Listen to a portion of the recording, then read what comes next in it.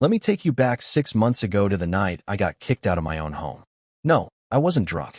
No, I didn't cheat. I wasn't even late for dinner. I was just me.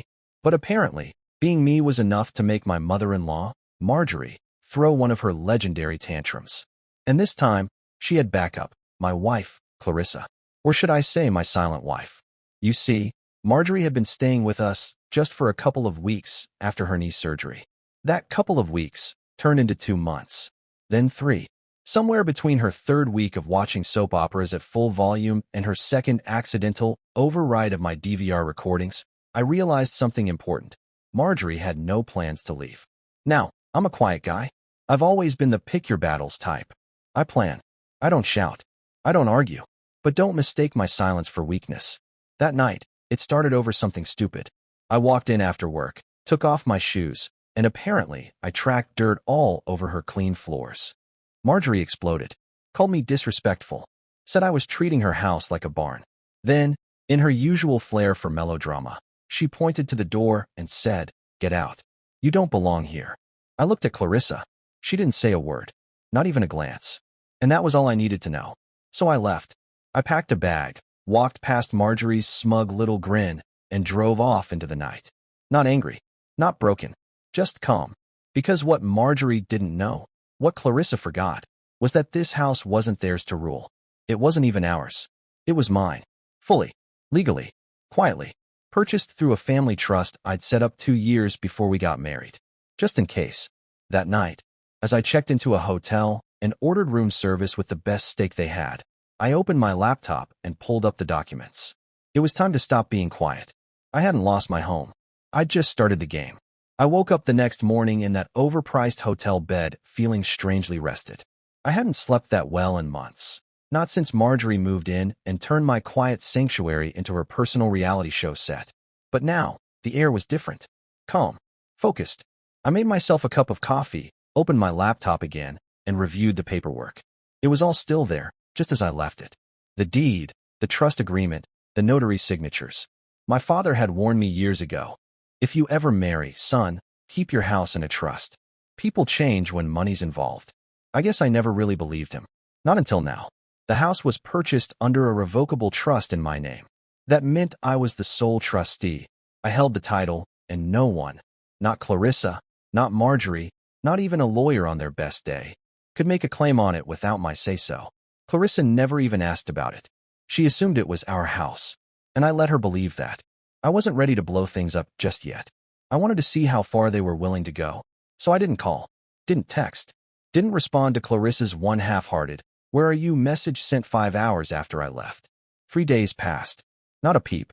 On the 4th day, I had lunch with my attorney, Lisa, sharp as a razor, no nonsense, and the only person who knew the full scope of my estate planning. She raised an eyebrow after I finished telling her the story. "So, your mother-in-law kicked you out of a house you legally own. Your wife said nothing, and they think they've won." I nodded. She smirked. "You ready to go nuclear?" "Not yet," I replied. "I want to be surgical, cold, precise." She leaned back, impressed. "I've seen angry husbands. I've seen emotional wrecks. But you're playing chess." That was the plan. That night, I sent Clarissa a simple message. "Take care of the house while I'm gone. I'll be back soon." No anger. No accusation. Just calm, calculated pressure. Her response? "You're being dramatic. You walked out. Mom's still recovering. Don't make this about you." Ah, there it was. The mask slipping. Not even an apology. Just a rationalization. So I waited a little longer. 1 more week. Then I made my move. I returned home unannounced. Walked up to the front door like I owned the place, because I did, and found the locks had been changed. Clarissa and Marjorie had officially drawn the line. Perfect. They wanted war. I brought contracts. The irony didn't escape me. I stood on the front porch of my own house, staring at a shiny new lock that I never authorized. The same house I'd purchased with cash 2 years before Clarissa, and I even said, "I do." The same house her mother now ruled like some twisted monarch. I took a step back and looked around. The car in the driveway was Clarissa's. Marjorie's sedan was parked smugly out front like it paid the mortgage. I knocked once, twice. No answer. So I did what any rational homeowner would do. I called a locksmith. 20 minutes later, a guy named Jeremy showed up in a beat-up van with a clipboard and a cup of gas station coffee. I showed him my ID and the property deed from the trust, both with my name front and center. He nodded, asked no questions, and got to work. 10 minutes after that, I walked back into my home. Clarissa was in the kitchen, phone in hand, eyes wide like she'd seen a ghost. Marjorie stormed in from the living room like a banshee wrapped in a bathrobe. "You can't just barge in here," she shrieked. "Actually," I said calmly, holding up the trust deed, "I can. This house legally belongs to me. Always has. Always will." Marjorie's face turned a shade of red I hadn't seen since she ran out of wine last Thanksgiving. "You're lying," she barked. I handed her a copy of the documents I'd printed earlier that morning. "Here, read it." Clarissa stood frozen, lips parted but no words coming out. She kept looking at the paper, then at me, then at her mother. Her silence was all the confirmation I needed. She'd known, or at least suspected, and said nothing. Marjorie started to raise her voice again, but I cut her off. "I'm not here to argue. I'm here to let you know you've got 72 hours to vacate the premises." Clarissa finally snapped out of it. "You're evicting us?" "No," I said. "I'm enforcing my rights as the legal homeowner. You and your mother changed the locks on a house you don't own and tried to bar me from entering it. That's not just petty, it's illegal." Marjorie scoffed. "You wouldn't dare." I smiled. "Already filed the paperwork. You'll get the official notice tomorrow morning. Certified mail." The silence that followed was delicious. You could hear the hum of the refrigerator. Clarissa looked like she might cry. Marjorie looked like she might combust. I turned to leave, but paused at the door. "Don't bother trying to change the locks again. Next time, I won't call a locksmith. I'll call the sheriff." Then I walked out. It was time to let the system do its work. The next morning, I made sure the eviction notice was delivered by certified mail and hand-delivered by a local process server. No ambiguity. No wiggle room. Just cold, hard legal clarity. Marjorie and Clarissa had 72 hours to vacate the premises. I wasn't bluffing. See, while most people think of evictions as messy landlord-tenant issues, this situation was different. The trust owned the home. I was the sole trustee. Neither Clarissa nor her mother had a lease, and neither contributed a dime to the mortgage because there was no mortgage. I'd paid for the house outright. And under state law, that made them little more than unwelcome guests. I wasn't being cruel. I was being fair and strategic. I stayed in a short-term rental nearby, waiting out the clock. I didn't respond to Clarissa's increasingly panicked texts. The first few were defensive. Then came the pleas. Then the guilt trips. "Can't we just talk? You're overreacting. Mom's still healing." And my personal favorite.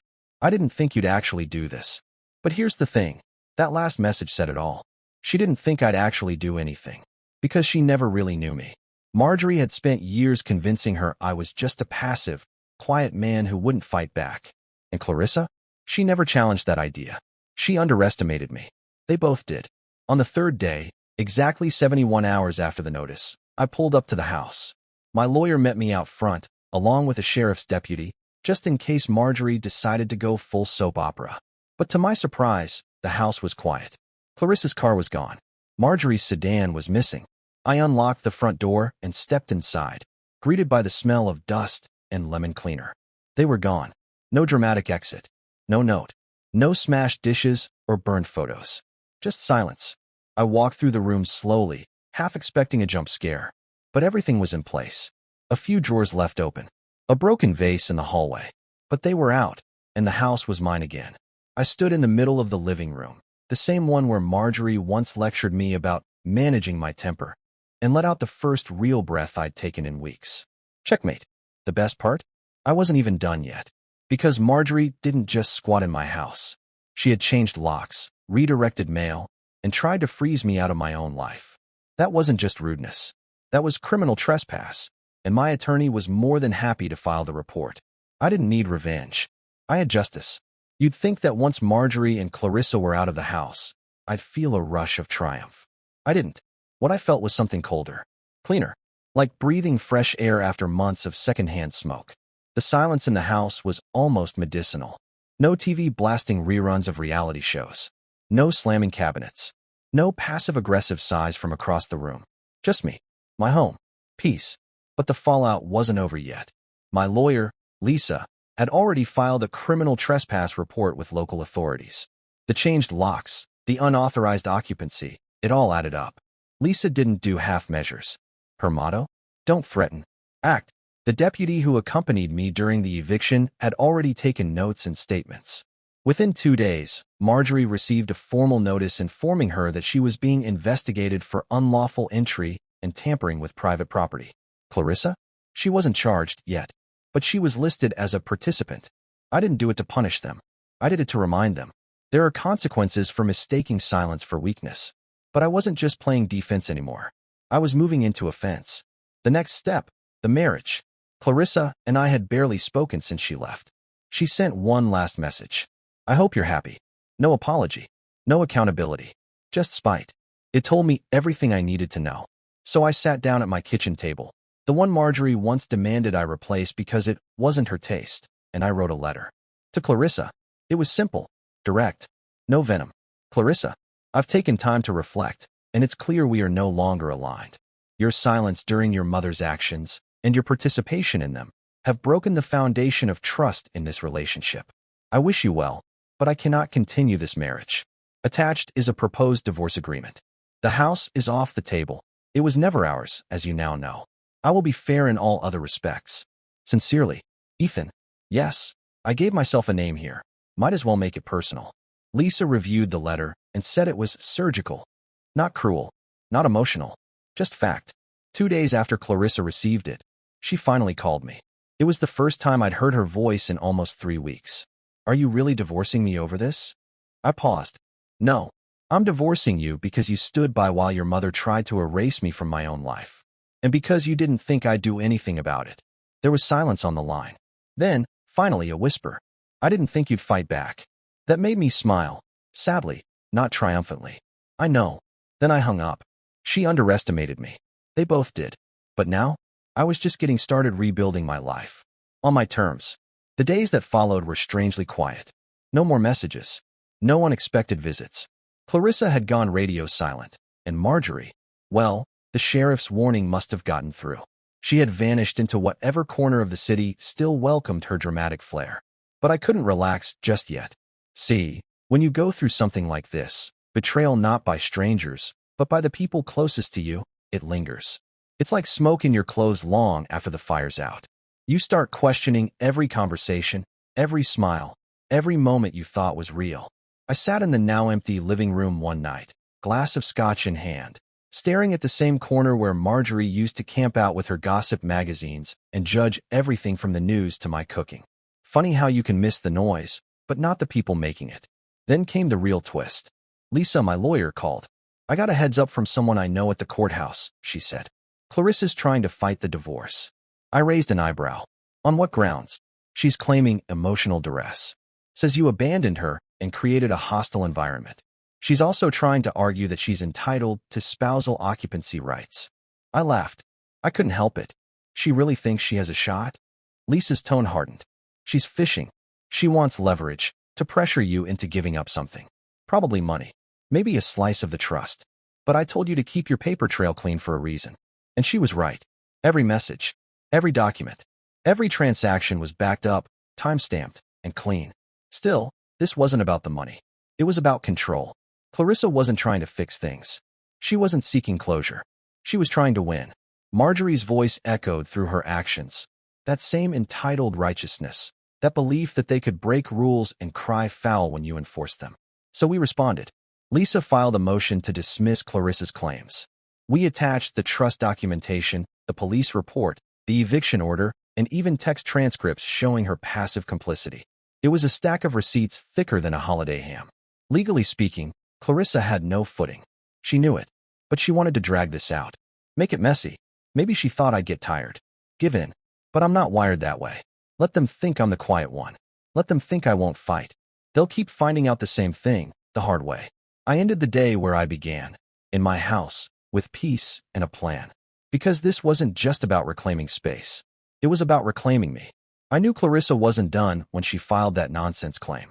It wasn't about legal victory. It was about stalling. Keeping herself in the game long enough to either wear me down or corner me into a settlement out of frustration. Classic Marjorie move, really. Delay. Obfuscate. Distract. All emotion, no strategy. But here's what they both never figured out. I don't rush. I watch. I plan. And I prepare. Lisa and I got to work. We compiled every text message, every bank statement, every piece of documentation that demonstrated our clear separation, both physical and financial. Clarissa hadn't contributed a cent to the home. Not in the beginning, not during the marriage, and certainly not when Marjorie moved in and started treating the place like her personal throne room. Lisa filed a motion not just to dismiss Clarissa's claim for spousal occupancy, but to expedite the divorce under grounds of abandonment and hostile cohabitation. She paired it with sworn statements and security footage from the night I was kicked out. Yes, I had cameras. Always have. There's something oddly satisfying about watching a high-definition clip of yourself calmly walking out of your own home while your wife stares at her phone and your mother-in-law yells like she's auditioning for General Hospital. Lisa called it unassailable documentation. Clarissa's attorney, some cheap civil litigator with a flashy website and zero substance, responded with a request for mediation. Not because they wanted to mediate, but because they were trying to stall the inevitable. Lisa laughed when she saw it. They're trying to trade monopoly money for real property. Don't take the bait. And I didn't. We declined mediation. Instead, we pushed forward with a judge. That's when Clarissa showed her final card, a tearful, handwritten letter sent to my house. Yes, my house, addressed to the man I thought I married. She played every card in the manipulator's deck: regret, nostalgia, guilt, and just enough vague self-awareness to make it seem sincere. I read the whole thing, then read it again. I didn't feel angry. I felt done, because the letter wasn't really for me. It was a performance, a last-ditch plea to either buy time or rewrite the past. But you can't rewrite what's already on record. You can't outmaneuver a man who already made his move months ago. I didn't respond to the letter. Instead, I signed the final version of the divorce papers and authorized Lisa to submit them the moment the hearing window opened. No more drama. No more back and forth. Just closure. The kind that doesn't scream or beg or throw things. The kind that signs in black ink and walks away. 2 weeks later, I walked into a small courtroom with pale walls, cold lighting, and the kind of echo that makes every cough sound like thunder. It was nothing like the dramas Marjorie loved on TV. No gasps. No slamming desks. Just paperwork, polite lawyers, and a judge who looked like he'd rather be golfing. Clarissa sat across from me. Hair done, eyes glassy, dressed in muted tones like someone told her looking vulnerable would win sympathy points. But this wasn't family therapy. This was court. And court doesn't care about feelings. Court cares about facts. Lisa leaned over to me before it started. Stay quiet. Let the evidence speak. It already won. The judge reviewed both filings, mine for divorce and hers for occupancy and emotional duress. He skimmed through our documentation, the trust deed, the eviction orders, the security footage stills. Then he looked at Clarissa's side. Bare. No proof of ownership. No shared financial responsibilities. No documentation of abuse, neglect, or even communication. Just claims and tears. Clarissa's attorney tried spinning her story. Said she was emotionally manipulated into silence. Said Marjorie was the real aggressor. That Clarissa had simply not known what to do. The judge raised an eyebrow. So your client admits she stood by while her husband was forced out of his legal residence, and now seeks rights to a home she doesn't own? The lawyer stammered. Clarissa stared at the floor. Then Lisa stood. Calm. Precise. Your Honor, everything my client did was by the book. He did not retaliate. He did not threaten. He followed the law. He gave warnings, time, and opportunity for peaceful resolution. And he never once broke trust with this court, or with his wife, until she allowed her mother to break trust with him. The judge nodded slowly. 30 minutes later, it was done. Clarissa's claims were dismissed. Our divorce was granted. There was no alimony, no property division. She got her car, her personal items, and whatever dignity she could carry out in a purse. I didn't gloat. I didn't smile. I just signed. When it was over, Clarissa walked out first.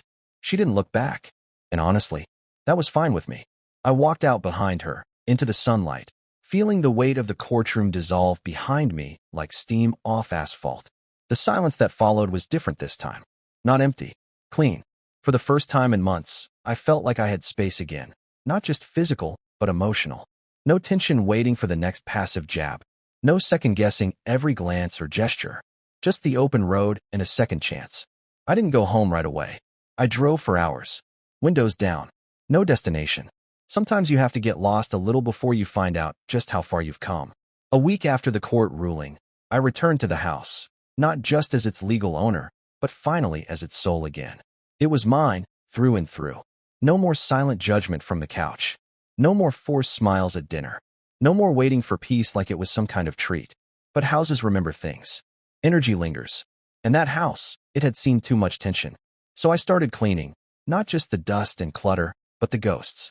I got rid of the couch Marjorie spent half her life on. Donated Clarissa's art pieces, the ones she never liked but claimed looked expensive. I replaced the curtains she once argued about for an hour because beige made her feel uninspired. I wasn't bitter. I was reclaiming. Every room I touched became lighter. The walls felt less like they were holding secrets. I repainted the master bedroom, got a new bed, new linens, even swapped the coffee mugs.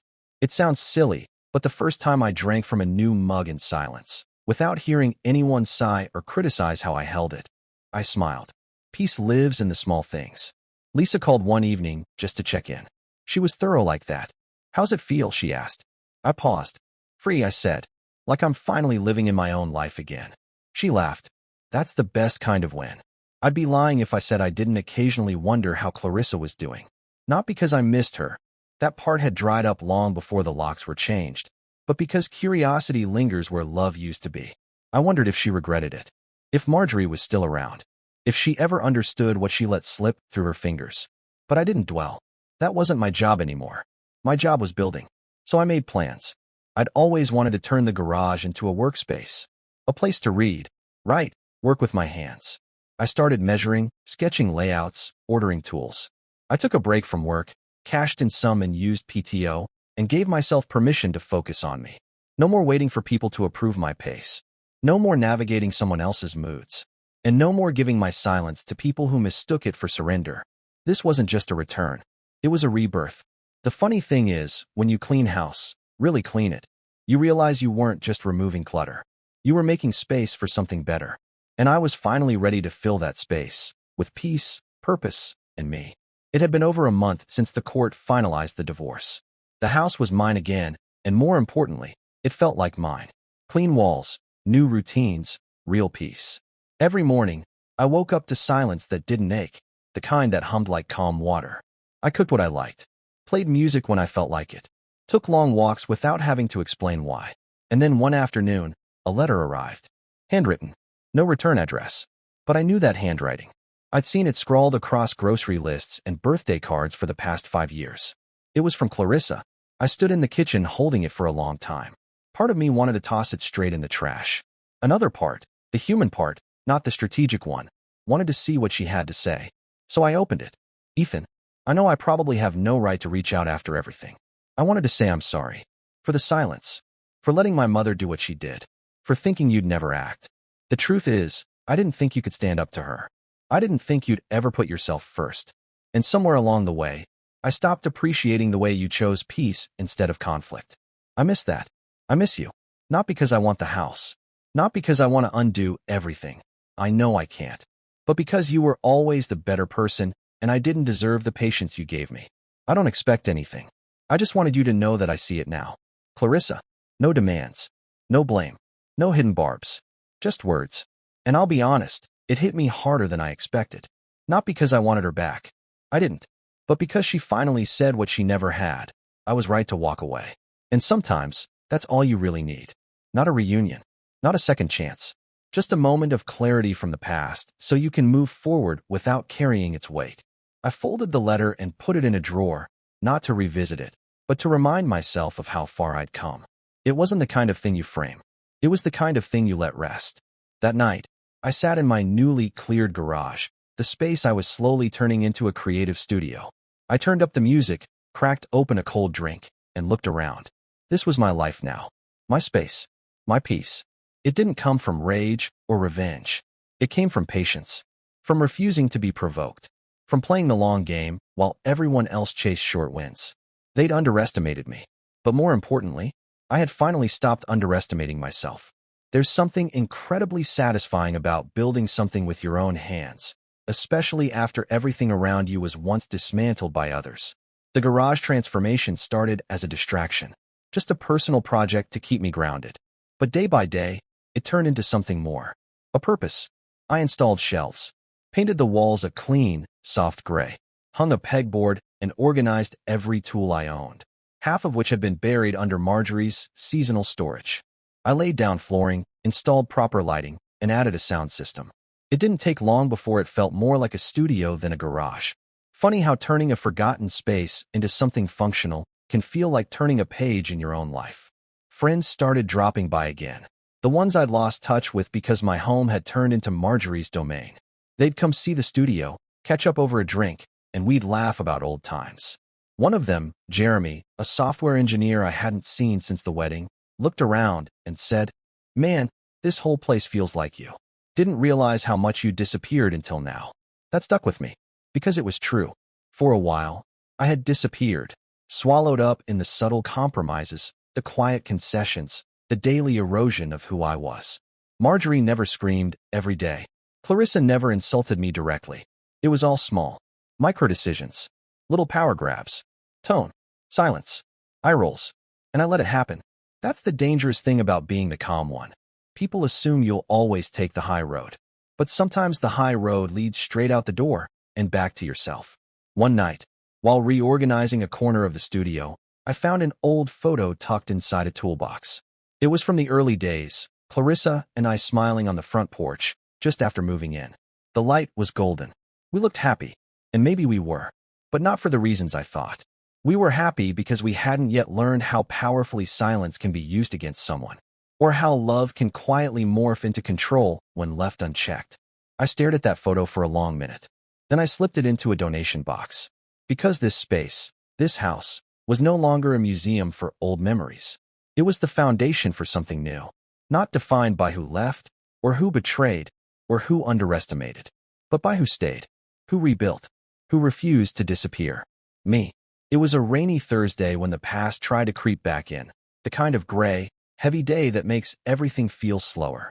I was in the garage, finishing a custom shelf I'd been building. The rain on the roof was rhythmic, almost therapeutic. Then my phone buzzed. Unknown number. But something told me to answer. Ethan. A familiar voice. Tentative. Soft. Clarissa. I hadn't heard her voice since that final day in court. I didn't say anything at first. Just waited. I know this is probably not what you want, but I was driving nearby. I didn't know who else to call. I stayed silent. I've been thinking a lot. About us. About how everything went down. Still, I said nothing. I was wondering if maybe we could talk. Just talk. One last time. Her voice cracked, just slightly. In the past, that would have hooked me. I would have softened, opened the door, listened. But not this time. I'd done my listening. I let out a breath. There's nothing left to talk about, Clarissa. I know, she said quickly. I do. I wanted to see the house one last time. That's when I realized what this was. Not a conversation. Not closure. Just a nostalgia trip. I'm not a museum curator, I said. You don't need to see the house. You just miss who you thought I was. But that version of me, the one who tolerated being erased, he's not here anymore. Silence on the line. Then, softly, I miss him. I almost laughed. You should. He was a good man. And you didn't fight for him. Click. I didn't slam the phone down or toss it across the room. I just set it on the workbench and went back to sanding the shelf. Because the truth was, she wasn't calling for me. She was calling for a second chance with the control she used to have. But that house, this house, had been stripped of all that. She wasn't just locked out physically. She was locked out emotionally. Permanently. Later that night, I made myself dinner. Sat on the porch with a warm drink. Watched the rain turn the world silver. And felt nothing but peace. She had finally seen the man I was all along. Unfortunately for her, it took losing everything to notice. But for me, it was the beginning of everything I'd always deserved. About a month after Clarissa's final call, someone else showed up at my door. Not uninvited. Not unexpected. Lisa, my lawyer, but by now, more like a friend. A damn good one. She had dropped by to drop off some finalized paperwork related to the case. Lingering property filings, final closure of the trust case. All the last pieces in the puzzle. She handed me the folder with her usual cool efficiency, then paused, glancing around the house. You really turned this place around, she said. I smiled. You mean you don't miss the endless drama and hostile breakfast energy? She laughed, actually laughed, and that's when I noticed something. The way her eyes didn't just scan the room professionally anymore. The way she leaned against the doorframe, casually. Comfortable. You ever think about selling this place? She asked. I raised an eyebrow. You just helped me fight tooth and nail to keep it. She shrugged, grinning. Just checking. Some people want a clean slate. I gestured around the room. This is my clean slate. We chatted for a bit. Small talk. Then deeper. I asked her about her own life. Finally. Turns out Lisa had gone through a similar situation years ago. Different details, same emotional bruises.